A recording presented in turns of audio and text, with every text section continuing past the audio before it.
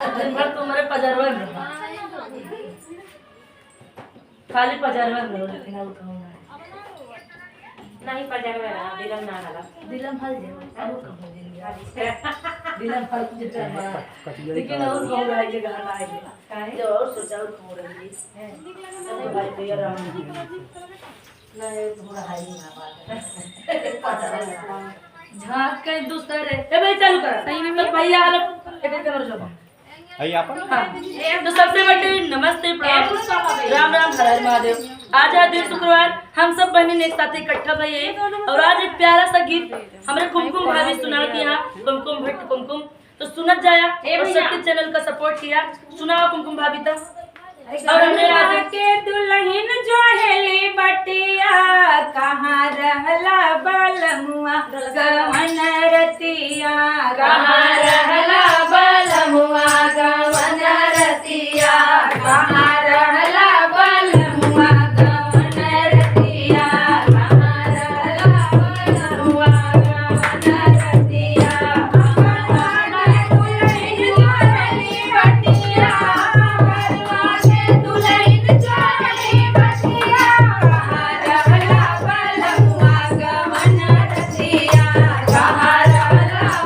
गवन